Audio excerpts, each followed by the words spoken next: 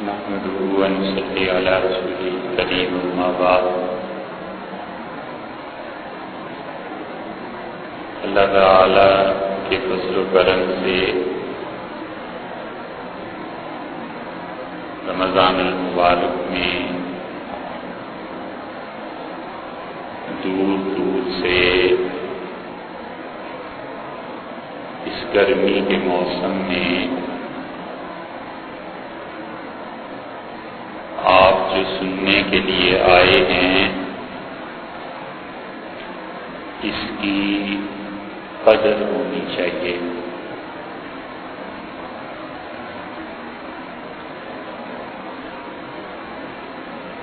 حجت اللہ میں بہت سی علمی مباحث ہیں، علمی باتیں ہیں، اور ہر آدمی کا ذوق ایسا نہیں ہوتا کہ وہ علمی باتیں سنے۔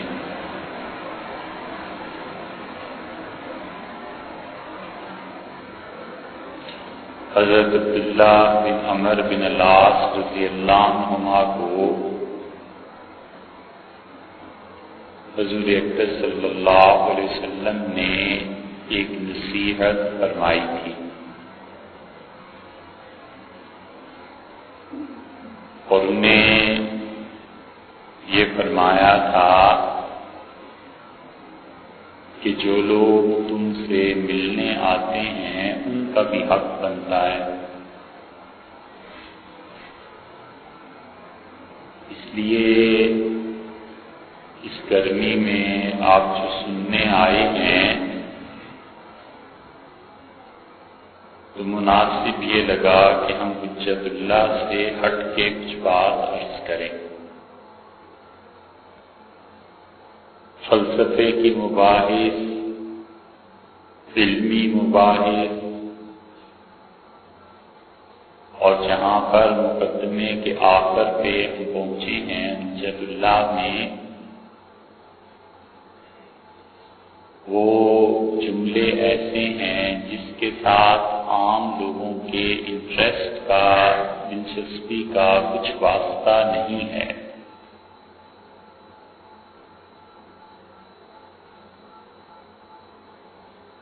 تو آپ کے اس آنے کی قدردانی یہ ہونی چاہیے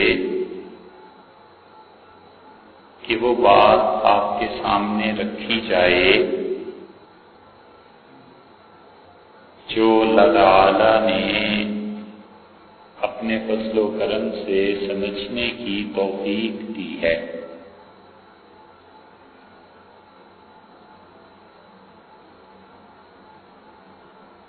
اور زندگی کے بہت بڑے قواعد اور اصولوں میں سے ایک اصل یہ ہے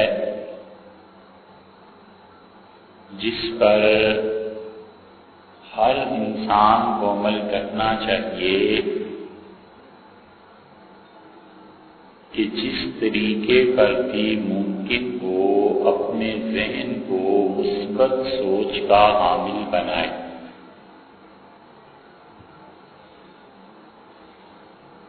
جو چیز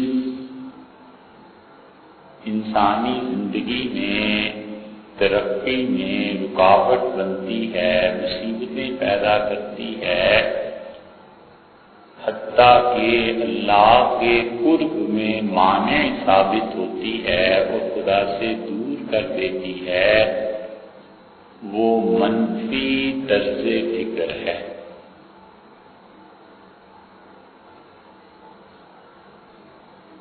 اس کو اور آسان لفظوں میں بیان کریں تو انسان کو ہمیشہ پازیٹو تھنکنگ ہونی چاہیے اور نیگیٹو اپروچ، نفی میں سوچنا، یہ چیزیں نہ صرف انسان کی ذاتی زندگی کو خراب کرتی ہیں بلکہ آخرت بھی برباد ہو جاتی ہے۔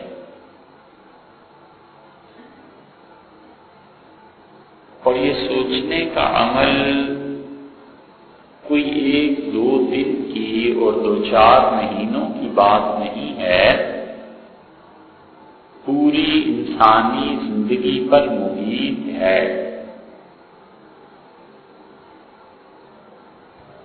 اور آدمی اپنے آپ کو عادت ڈالتا ہے سوچنے کی،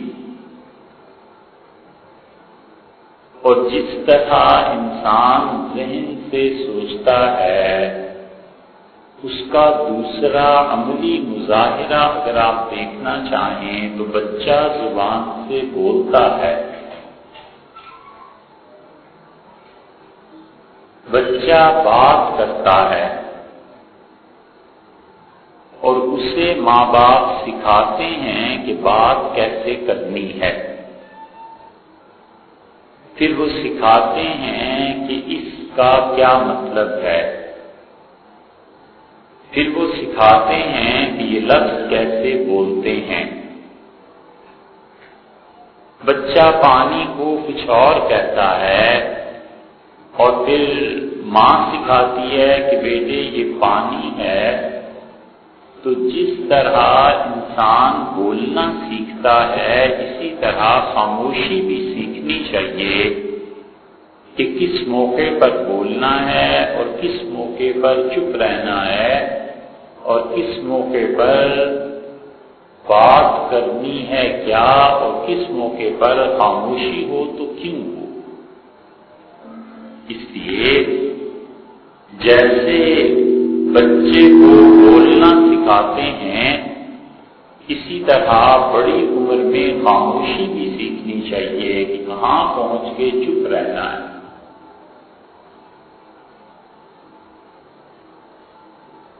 انسان سب کچھ وہ ہے جو کچھ کے وہ سوچتا ہے، اور جتنا منفی سوچے گا اتنا ہی وہ خود بھی برباد ہوگا، لوگوں کو بھی کرے گا۔ اور یہ نیگیٹو تھنکنگ اتنی آ گئی ہے، اتنی غالب ہو گئی ہے، اور معاشرے میں اتنی بڑھ گئی ہے کہ ہزاروں میں کوئی ایک آدمی ایسا ملے گا جو پازیٹو سوچتا ہو، بہتر سوچتا ہو، اچھا سوچتا ہو، اور بنی نوع انسان کے لیے کوئی خیر کا پیغام رکھتا ہو۔ قومیں اور امتیں جو عروج پاتی ہیں وہ اپنی سوچ ہی کی وجہ سے پاتی ہیں، اور قوموں اور امتوں کا جو زوال ہوتا ہے وہ سوچ ہی کی وجہ سے ہوتا ہے۔ انسانی سوچ تمام اعمال کا مرکز ہے، اس لیے جس چیز پر سب سے زیادہ زور دیتے تھے مصلحین امت، وہ کہتے تھے کہ سوچنے کا طرز بدلو۔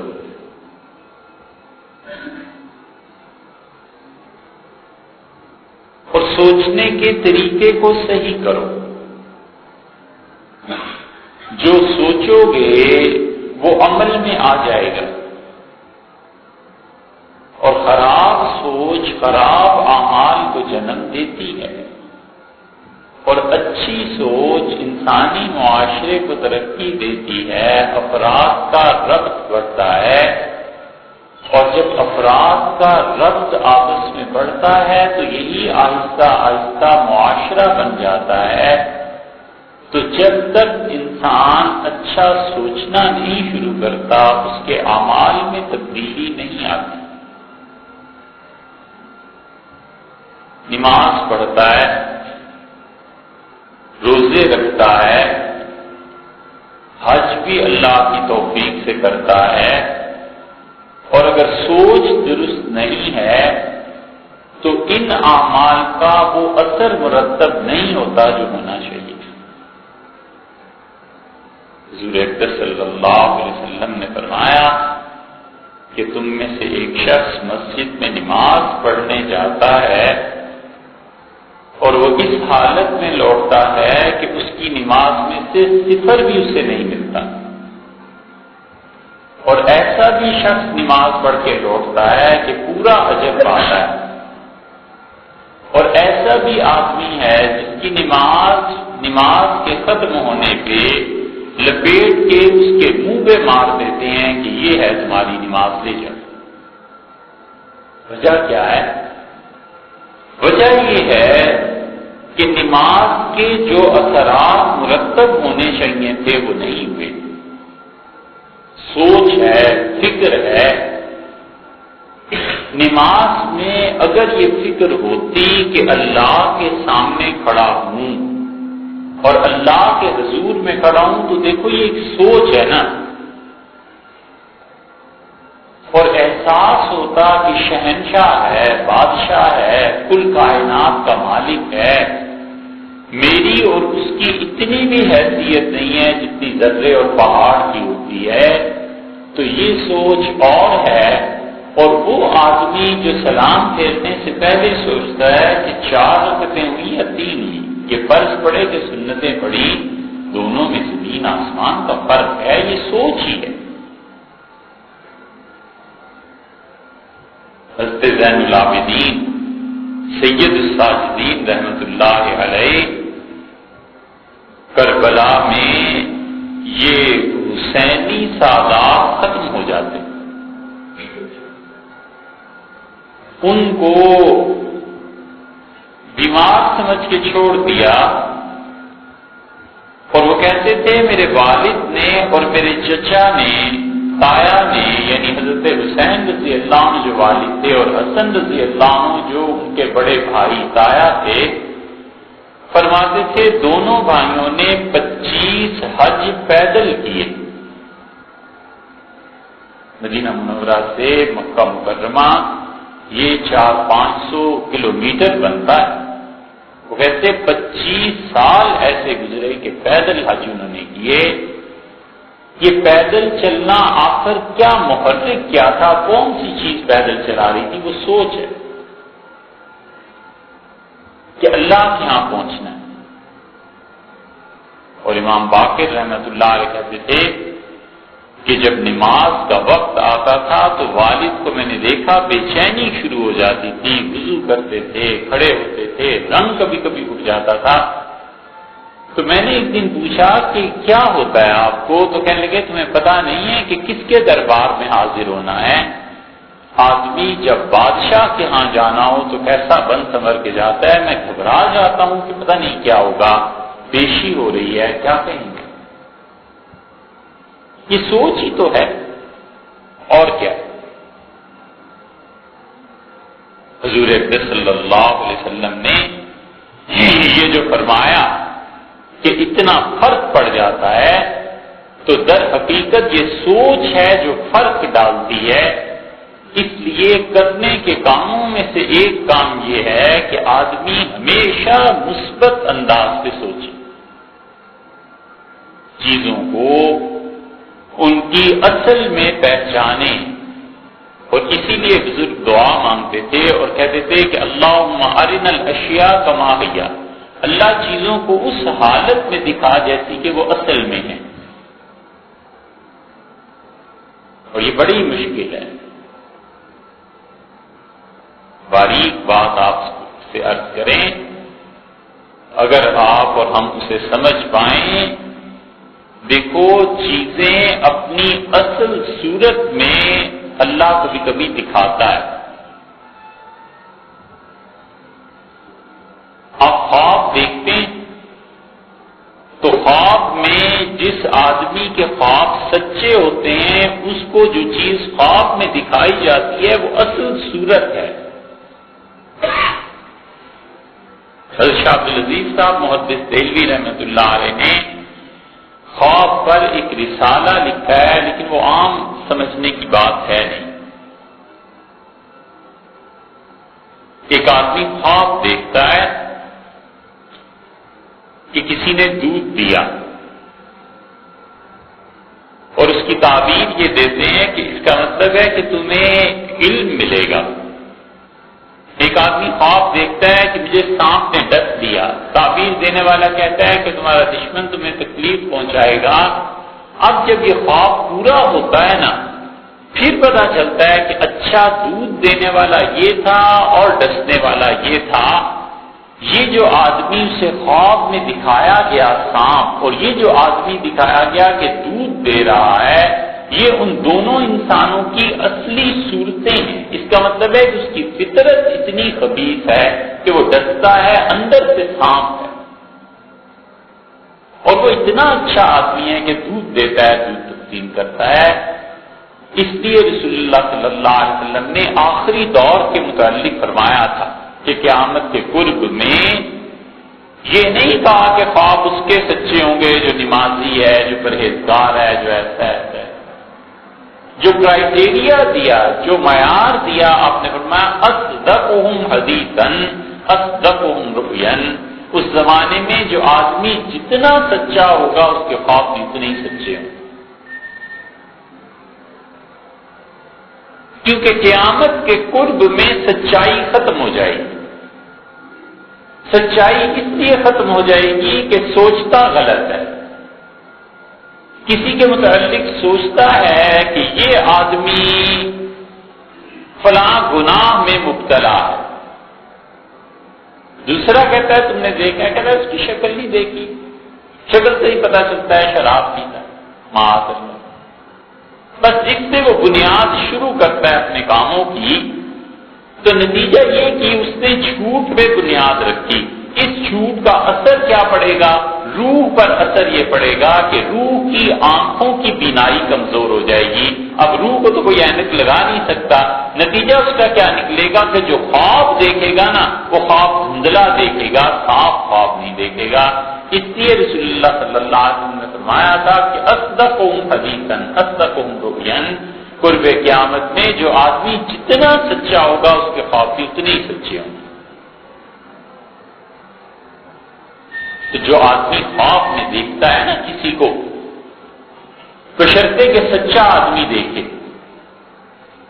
وہ اصل حالت دیکھتا ہے اس کی. اس کی ایک مثال بھی عرض کریں، وضاحت ہو جائے گی.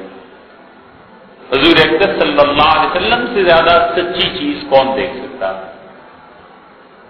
ایک دن تھے، سو کے تو پریشان تھے. ایسی شدید پریشانی تھی کہ اٹھتے ہی پہلا جملہ جو زبان مبارک سے ادا ہوا، آپ نے فرمایا کہ کیا ہو گیا ہے؟ میں مسجد نبوی میں اپنے ممبر پہ دیکھتا ہوں کہ بندر ناچ رہے ہیں. کیا ہو گیا ہے؟ میرے ممبر پہ بندر چڑھے ہوئے.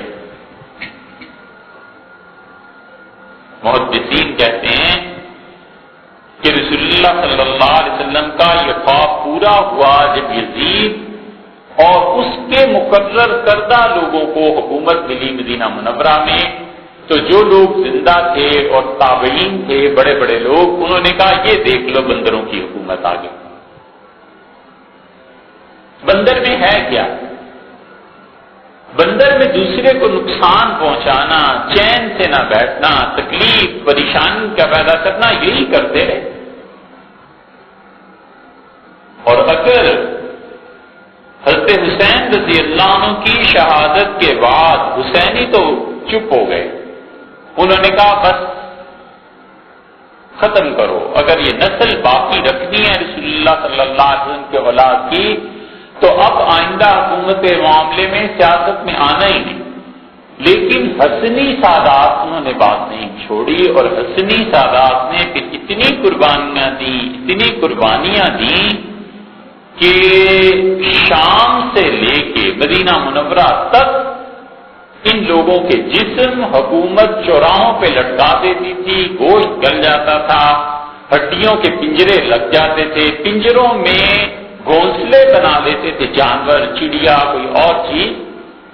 اور لوگ اپنی نسلوں کو بھی بتاتے تھے کہ یہ فلاں تھا، حضرت حسن رضی اللہ عنہ کا پڑپوتا تھا، یہ فلاں تھا، اس نے حکومت کے خلاف بغاوت کی تھی، دیکھ لو یہ حشر ہوگا اگر حکومت کے خلاف بولے. یہ مستقل ایک موضوع ہے، اور مجھے علم نہیں کہ اب تک کسی نے بھی لکھا ہو کہ حسنی سادات کی قربانیاں کیا تھیں.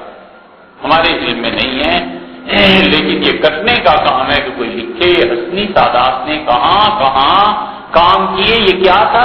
وہ رسول اللہ صلی اللہ علیہ وسلم نے جو دیکھا نہ تھا کہ بندر میرے ممبر پر آ گئے ہیں، وہ بندر تھے. تو جو چیز روح دیکھتی ہے وہ اصل حالت دیکھتی ہے، اور پھر اس سے زیادہ کبھی کبھی ترقی ہوتی ہے. اور جن لوگوں کو اللہ تعالیٰ نے کشف کی دولت سے نوازا ہوتا ہے، وہ اولیاء اللہ ایسے ہوتے ہیں کہ وہ ان آنکھوں سے عالم بیداری میں دیکھ لیتے ہیں کہ یہ کیا ہے. عالم بیداری میں پتہ چل جاتا ہے. وہ جو خواب تھی اس کو آپ ایک گریڈ اپ کر دیں.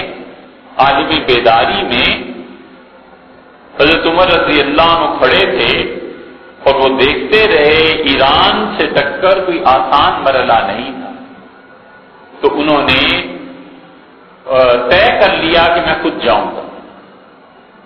کسی کی نہیں انہوں نے مانی. اور یہ وہی چیز تھی جو حضرت ابوبکر رضی اللہ عنہ نے کی تھی. جب ختم نبوت کا مسئلہ آیا تو حضرت ابوبکر رضی اللہ عنہ کسی کی نہیں مانی اور نے کہا میں ان کے خلاف جاؤں گا، جہاد کروں گا. تو لوگوں نے حضرت علی رضی اللہ عنہ کو آگے کیا کہ آپ کی بات کو نہیں ٹالتے. تو حضرت علی رضی اللہ عنہ گئے اور حضرت ابوبکر رضی اللہ عنہ گھوڑے پر سوار ہو گئے تھے جہاد کے لیے. ان کا آپ نہ جائیں، آپ یہیں رہیں. ٹھیک یہ چیز حضرت عمر رضی اللہ عنہ کے ساتھ ہوئی. جب ایران کے لیے وہ جا رہے تھے تو حضرت علی رضی اللہ عنہ آئے اور ان کا امیر المومنین آپ نے چکی دیکھی ہے؟ کہاں دیکھی ہے؟ انہوں نے کہا اس کے درمیان میں ایک کیل ہوتی ہے اور اس کے گرد چکی گھومتی ہے، تو آپ اس کیل کی مانند ہیں، آپ نہ جائیں. آپ جائیں گے خلافت کا نظام گڑبڑ ہو جائے گا، درم برم ہو سکتا ہے. آپ یہیں رہیں اور یہاں بیٹھ کے ہمیں لڑائیں، ہم جائیں گے. اور سیدنا علی رضی اللہ عنہ گئے، دیگر لوگ گئے. حضرت عمر رضی اللہ عنہ باز آ گئے، اس ارادے سے ہٹ گئے. لیکن انہوں نے کہا جتنے بھی ایران کے لیے جا رہے ہیں میرے سامنے سے گزارو، میں انہیں دیکھنا چاہتا ہوں. اور ایک قافلہ قبیلہ سپاہی ایسے گزرے جب حضرت عمر رضی اللہ عنہ دوسری طرف دیکھنے لگے. تو جب فوج کا معائنہ ختم ہو گیا تو لوگوں نے کہا آپ نے اس قبیلے کو لوگوں کو نہیں دیکھا، ان جوانوں کو لڑکوں کو نہیں دیکھا، وجہ؟ تو انہوں نے کہا پتہ نہیں، لیکن ان سے جب یہ میرے سامنے آئے تو میرے دل میں نفرت پیدا ہوئی ان سے، اور مجھے ان سے فتنے کی بو آتی. لوگ کہتے ہیں ہم نہیں سمجھ پائے. جس دن حضرت عثمان رضی اللہ عنہ شہید ہوئے پتہ چلا کہ یہی وہ لوگ تھے جنہوں نے امیر المومنین رضی اللہ عنہ کو شہید کیا. تو لوگوں نے کہا ان سے وہ فتنے کی بو آتی تھی. یہ ہو جاتا ہے جن کا کشف ایسا مضبوط ہوتا ہے، عالم بیداری میں دیکھنے لگتے ہیں. مولانا احمد علی صاحب لاہوری رحمۃ اللہ علیہ ان لوگوں میں سے تھے. حضرت فرماتے تھے لاہور میں، اب تو لاہور بہت بڑا ہو گیا، اس زمانے میں چھوٹا تھا، تو وہ لاہور میں درس قرآن ہوتا تھا بس ان کا بہت مشہور. اور پنجاب میں قرآن کے درس کو عام کرنے میں بڑا ہاتھ تھا. یہ بات وہ خود بھی بیان کرتے تھے. فرماتے تھے میں ایک مرتبہ لاہور کے کوچے میں جا رہا تھا، تو یہ بات ایسے ہی نہیں ہے. ذہبی رحمت اللہ علیہ نے سیر اعلام النبلاء میں کتنے ہی لوگوں کے واقعات ایسے لکھے ہیں.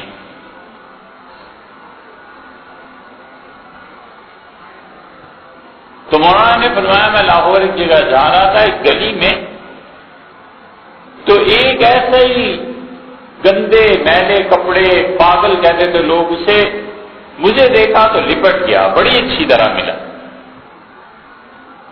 اور مجھے کہنے لگا کیا خدمت کروں. میں حیران، لوگ بھی حیران، یا اللہ یہ پاگل کہاں سے آ گیا ہے. اور لوگ اس پہ حیران کیے تو کبھی بولتا ہی نہیں، یہ تو ایسی حرکتیں کرتا ہے. تو میں نے کہا آپ نے یہ حلیہ کیا ہے آپ کا، آپ کون ہیں، کیا مسئلہ ہے؟ انہوں نے کہا احمد علی بات یہ ہے کہ پہلی بار لاہور میں ایک آدمی دیکھا ہے، تو تمہیں آدمی دیکھ کے مل رہا ہوں، روز بیٹھا دیکھتا رہتا ہوں کہ کتا گزر رہا ہے، بلا گزر رہا ہے، بندر گزر رہے ہیں، سانپ چل رہے ہیں، یہی دیکھتا رہتا ہوں. انسان آج تک دیکھا نہیں تھا.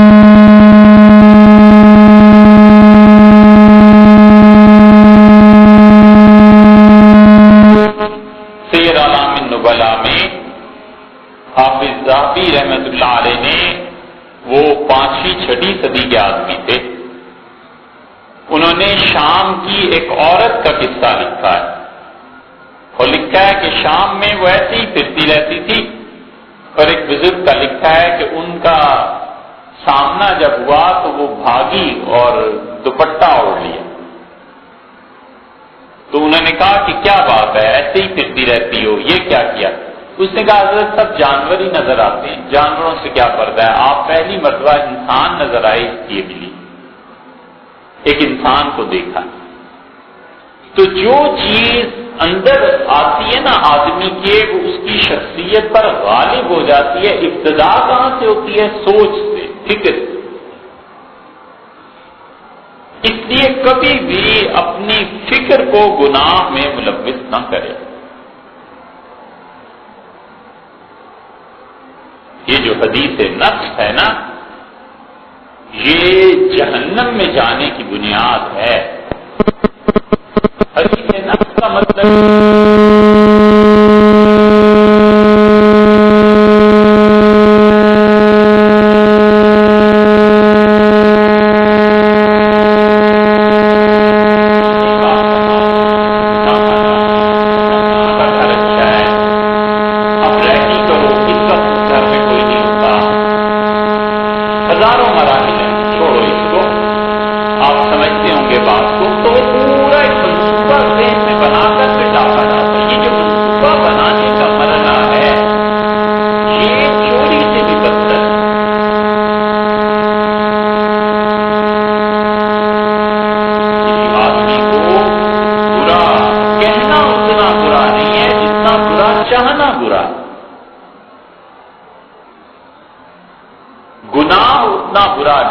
جتنا گناہ کا چاہنا برا، اس لیے کہ اس کے لیے پلاننگ کرتا ہے، دماغ بناتا ہے، تو نتیجہ یہ کہ یہ اپنے دل سے گناہ کی باتیں ہیں۔ جب یہ آغاز میں باتیں شروع کرتا ہے نا، تو اپنی زندگی پہ غور کرو، آغاز میں وحشت ہوتی ہے۔ پہلی مرتبہ جب چوری کرنی ہوتی ہے تو برا حال ہوتا ہے، آدمی کہتا ہے چوری کرو، دل کہتا ہے مت کرو مت کرو مت کرو، ہر موقع پہ بڑا ہمت کر کے چوری کر ہی گزرتا ہے۔ وہ پہلی بار کی جو چوری ہوتی ہے اس میں نفس لڑتا ہے اندر سے، نہ کرو، اس لیے کہ یہ جو گناہ ہے، اس گناہ میں اس کا ذہن پاک تھا، صاف تھا، معصوم بچوں کی طرح تھا، کھلا ہوا پھول تھا، یہ اب اسے کیچڑ میں ڈالتا ہے، اسے گندا کرتا ہے، بار بار وہ کہتا ہے نہ کرو نہ کرو نہ کرو۔ اور پھر جب یہ ذہن اتر جاتی ہے حیا اور جھجک اس کی، تو پھر آدمی غیر ارادی طور پر گناہ کا سوچنے لگتا ہے۔ پھر ایک دن آتا ہے جب خود تنگ آ جاتا ہے کہ کیا ہر وقت میں یہ باتیں سوچتا رہتا ہوں، کیا مصیبت ہے، اب جان چھڑا، اب جان کیسے چھٹے؟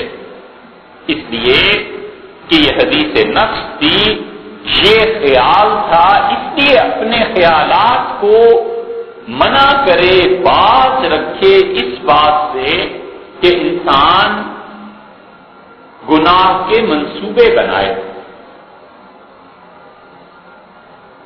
یہ سوچ ہے، فکر ہے بس۔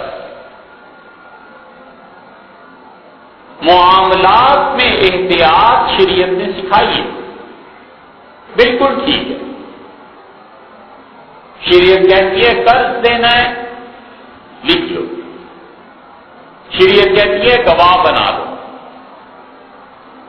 ائمہ اربعہ میں طلاق بغیر گواہوں کے ہو جاتی ہے، فقہ جعفریہ میں طلاق بغیر گواہوں کے ہوتی ہی نہیں۔ وہ کہتے ہیں کوئی گواہ ہونا چاہیے کہ طلاق ہوئی ہے، وہ کہتا ہم نہیں مانتے۔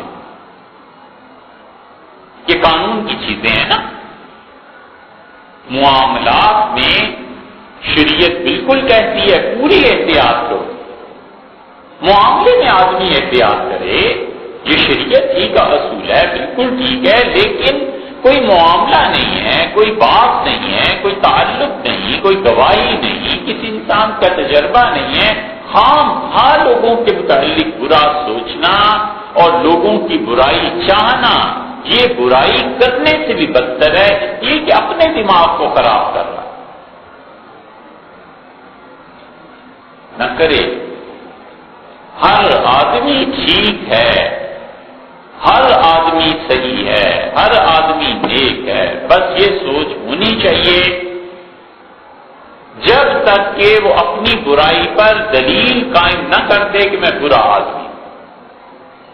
اچھا برا آدمی مان لیا بھائی، پتہ چل گیا کہ یہ آدمی واقعی شراب پیتا ہے، تو دیکھو اس کی برائی کو اس شخص تک محدود رکھنا چاہیے کہ اتنی برائی ہے.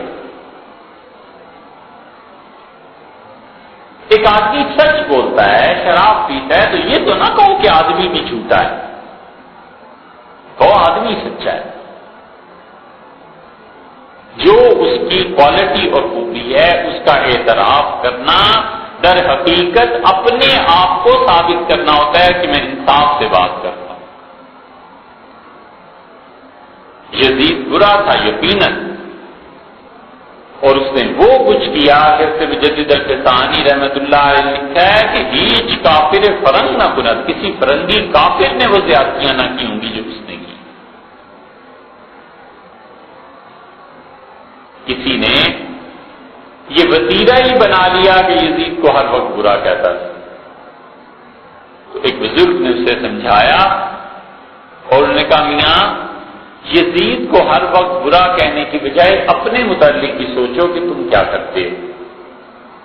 ایسے نہ ہو کہ قیامت میں تمہارا اور یزید کا سامنا ہو تو یزید تمہارا مذاق اڑائے کہ تم ساری زندگی مجھے برا کہتے تھے، اپنے کرتوت دیکھیں آج مجھ سے بھی بدتر نکلے.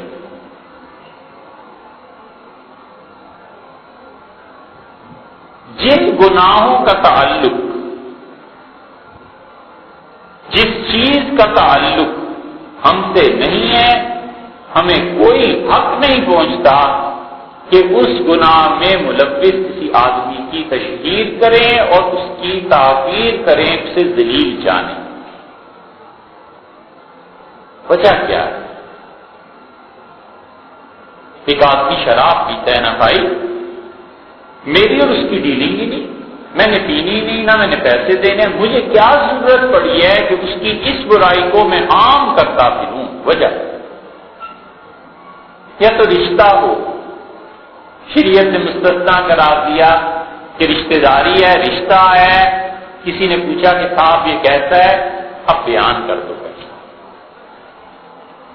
حکومت کا عہدہ آیا اور انہوں نے پوچھا حکومت والوں نے کیسا ہے، اس نے بیان کر دیا کہ جی مال میں کرپشن ہے، مالی اعتبار سے برا ہے، یہ عہدہ اگر آپ دیں گے تو یہ گڑبڑ کرے گا. یہ مواقع ہیں کہ شریعت نے بتائیں، کوئی موقع نہیں ہے، کوئی بات نہیں ہے. کس بنیاد پر اسے برا کہنا ہے؟ آدمی سوچے.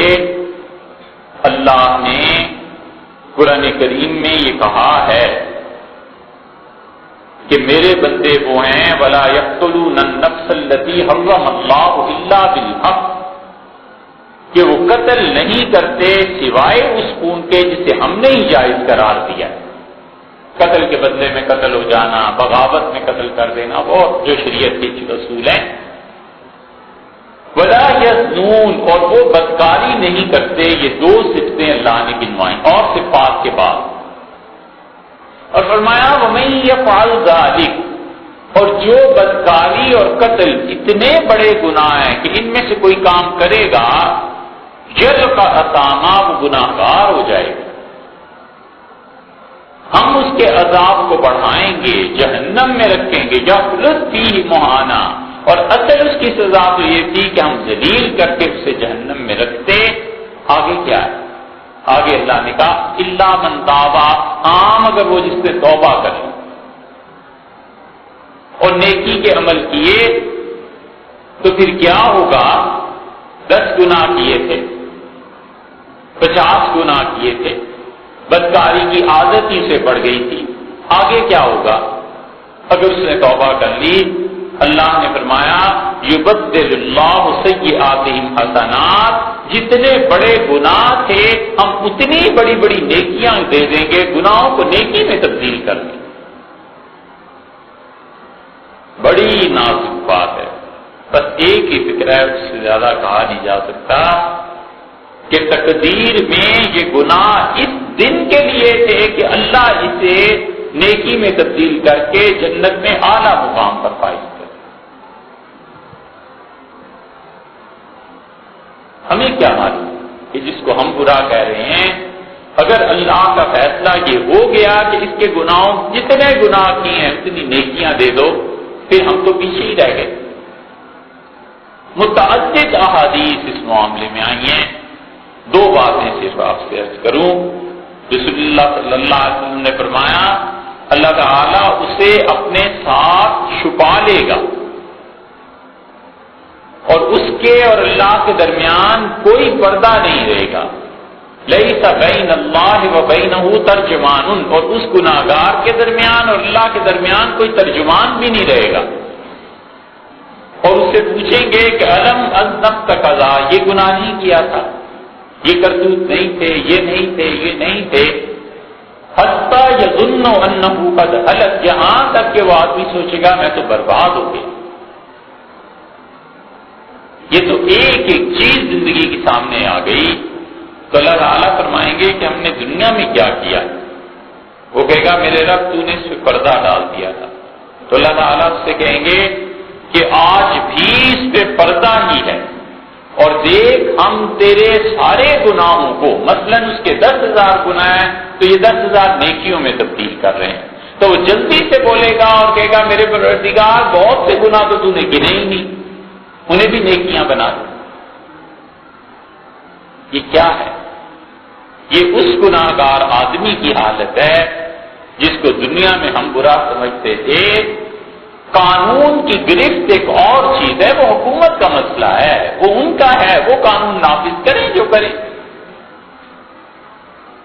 ہمیں کس نے یہ اختیار دیا ہے کہ ہم لوگوں کی تحقیر اور تذلیل کرتے رہیں اور ذہنی طور پر ان لوگوں کو کم اور اپنے آپ کو زیادہ پاک جانتے رہیں؟ بڑی سخت بات۔ ابو سعید رحمۃ اللہ علیہ کے پاس ایک عورت آئی،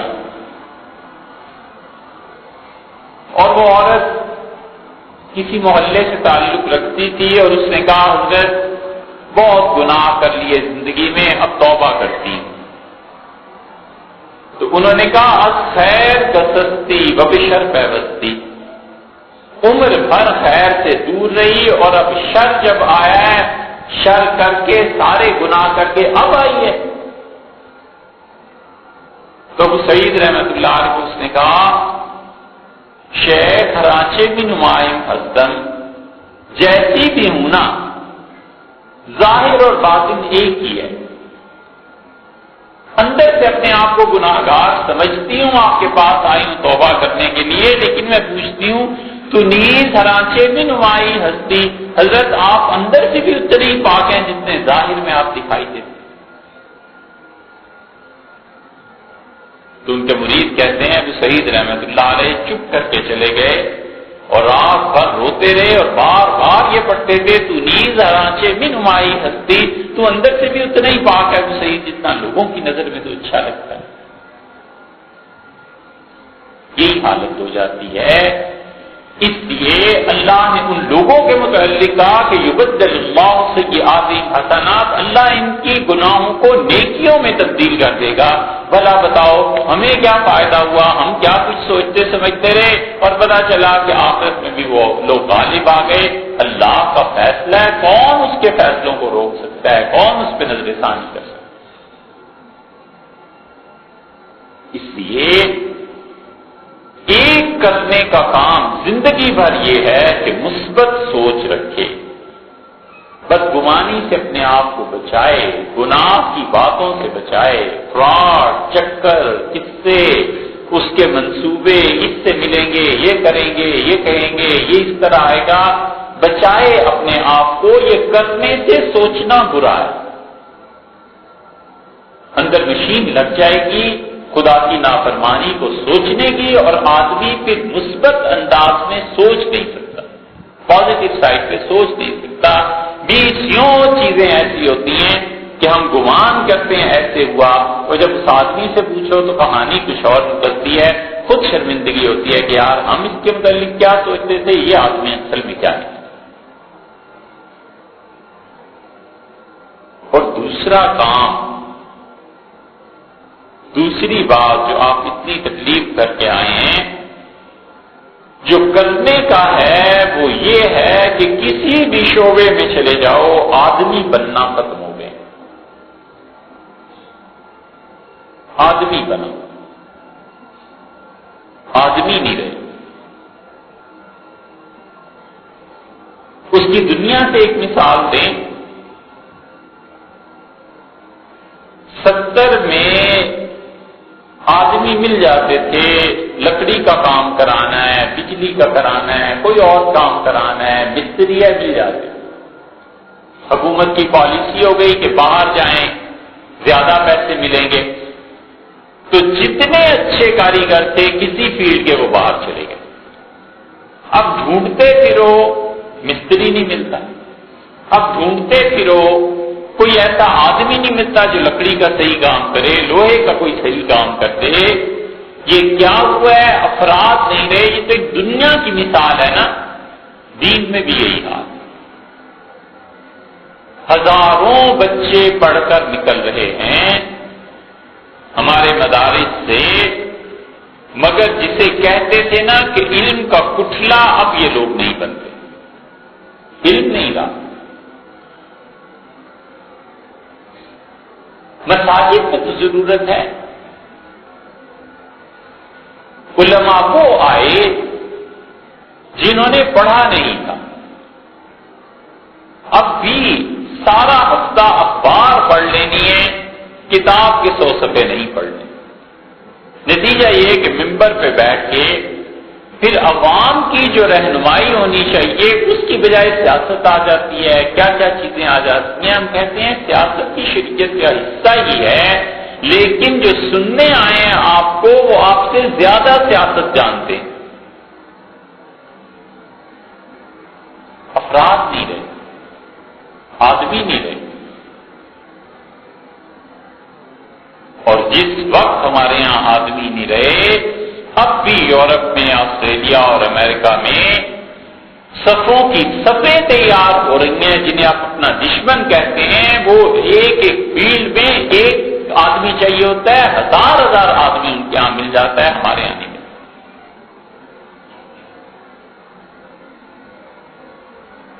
دو قصے سنائیں۔ ایک ادارے میں گئے امریکہ میں، تو کسی وجہ سے انہوں نے بہت اچھا استقبال کیا، بہت ملے، تو ہم نے کہا آپ کرتے کیا ہیں؟ انہوں نے کہا یہ ہم سیکٹریز تیار کرتے ہیں۔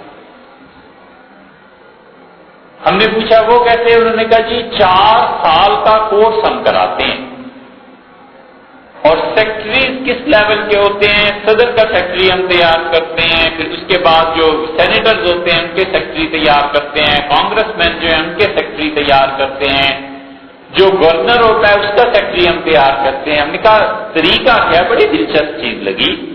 انہوں نے بتایا کہ یہ چیزیں ہم پڑھاتے ہیں، پھر اس طرح ہم ان کی گرومنگ کرتے ہیں، پھر گورنر اس سے جب پوچھتا ہے کہ فلاں معاملے میں کیا رائے ہے تمہاری، تو جو کچھ ہم نے پڑھایا ہوا ہوتا ہے سیکٹری کو وہ رائے دیتا ہے جب۔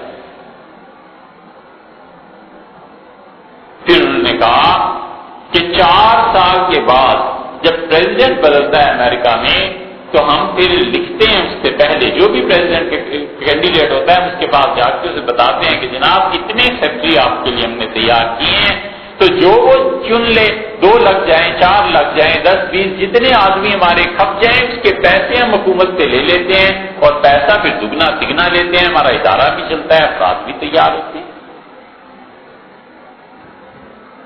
اور یہاں شہر گھوم جاؤ، کسی شرعی مسئلے پر دل یہ چاہے کہ کس سے جا کے بات کریں کہ شرعی مسئلہ پیش آ گیا ہے، یہ چیز پیش آ گئی ہے، کچھ رائے دیں، کچھ بتائیں، آدمی نہیں ملتا۔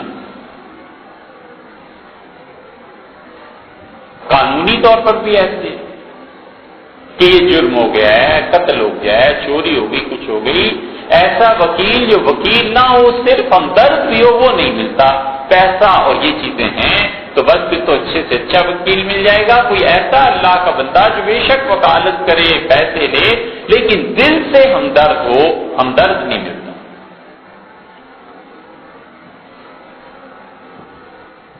ہمارے حضرت مولانا ابوالحسن علی ندوی رحمۃ اللہ علیہ کہتے تھے، اور یہ بات اصل میں مولانا منظور نعمانی رحمۃ اللہ علیہ کی تھی. حضرت فرماتے تھے ہمارے زمانے میں اسلام کو وکیل مل گئے ہیں، ہمدرد نہیں ملے.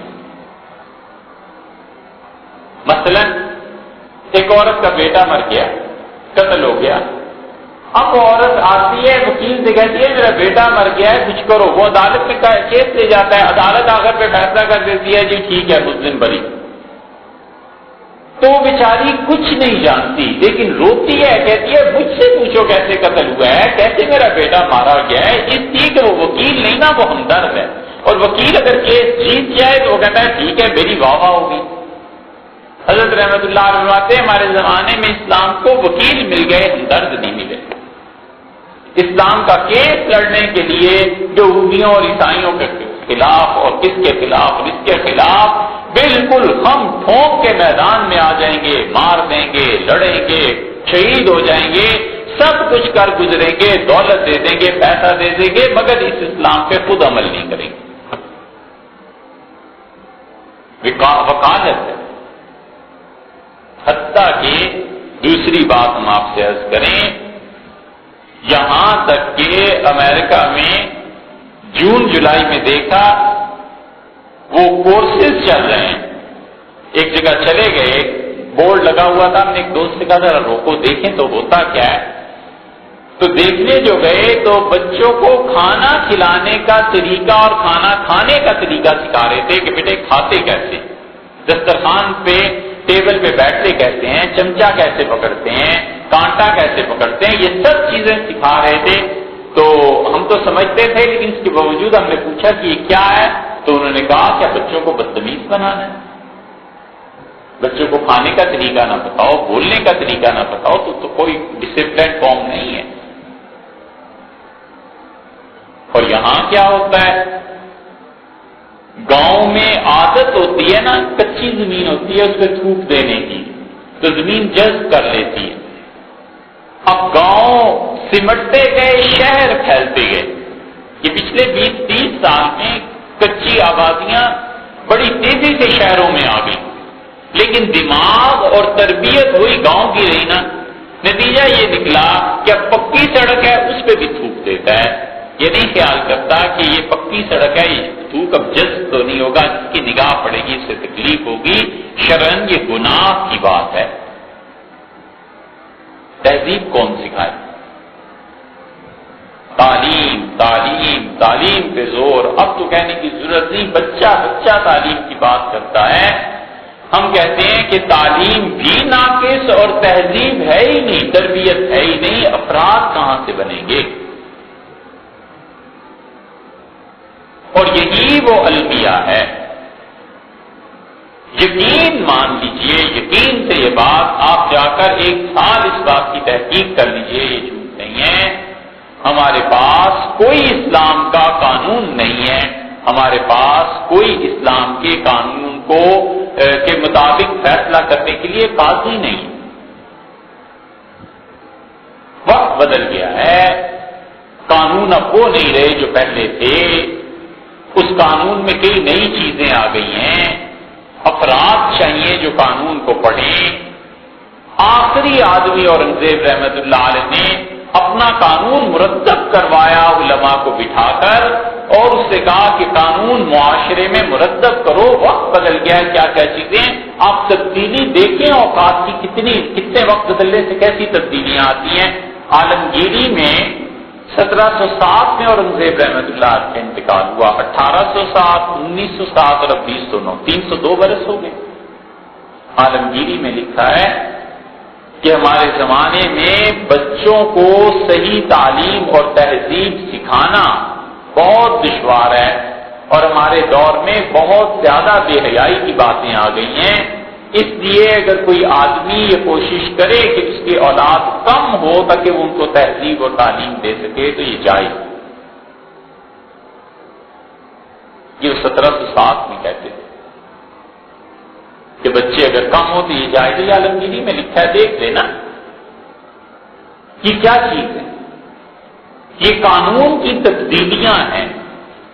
قرآن نے کہہ دیا کہ چور عورت اور مرد ان کا ہاتھ کاٹ دو، الحمدللہ یہ قانون کا اصول آ گیا، اب کتنے پیسے پہ ہاتھ کٹنا ہے، کس طرح ہاتھ کٹنا ہے، کہاں سے کٹنا ہے، کون کاٹے گا، گواہ ہوں گے نہیں ہوں گے۔ سیدنا علی رضی اللہ عنہ کے پاس ایک مقدمہ آ گیا اور انہوں نے کہا رجم کرو، پتھر مارو، اور پھر فرمایا تم جانتے ہو پتھر مارنے کیسے ہوتے ہیں؟ انہوں نے کہا نہیں۔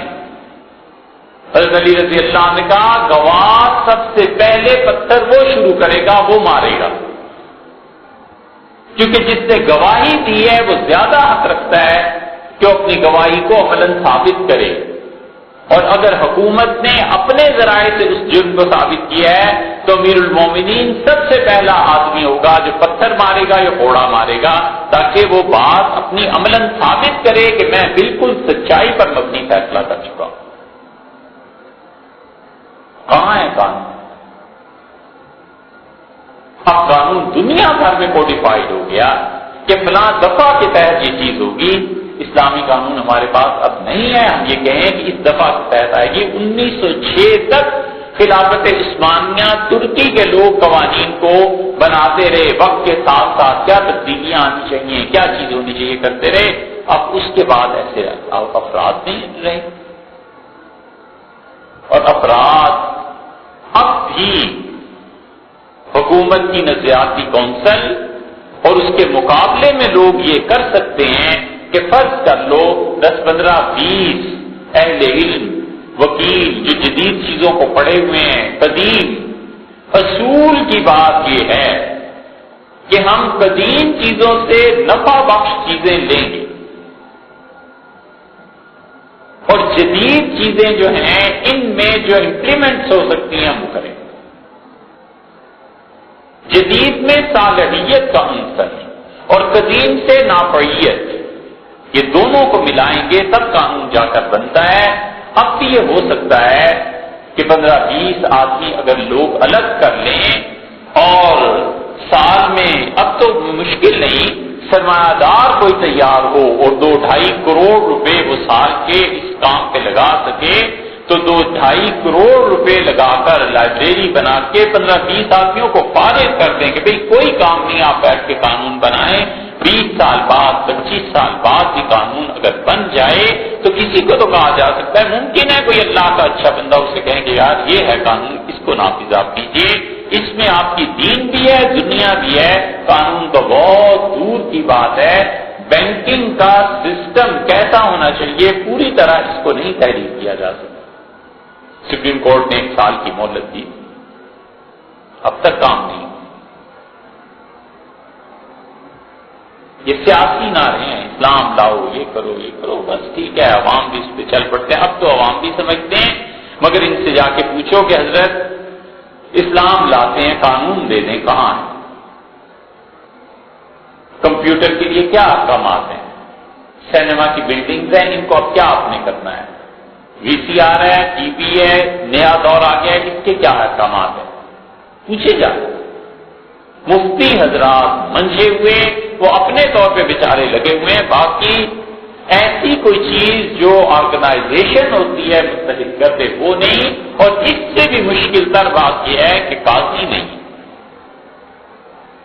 ابھی آپ کے سامنے یہ واقعہ ہوا سرحد کا، اور قاضیوں کے لیے علماء بڑے بڑے اس وقت کے علماء، ان کا خیال تھا کہ وہاں اسلام آ جائے گا اور ہم کسی کھاتے شمار میں نہیں، لیکن ہمارے اس دور کے ایک بہت بڑے صاحب علم جن کا بڑا نام ہے اور بڑا حلقہ، مکہ مکرمہ میں ہم سفر میں تھے تو فون آ گیا، دوست تھے انہوں نے اٹینڈ کیا، ان کا جی فلاں حضرت بول رہے ہیں۔ میں نے کہا اچھا، تو فون بند ہو گیا۔ مکہ مکرمہ پہنچے تو ان سے بات کی، انہوں نے کہا کدھر گئے ہوئے ہو، عمرہ کی کیا تمہیں پڑ گئی؟ یہاں قاضی نہیں مل رہے، آؤ اور یہاں پر قضا کا نظام نافذ کرنا ہے، آدمی نہیں مل رہے، آدمی چاہیے۔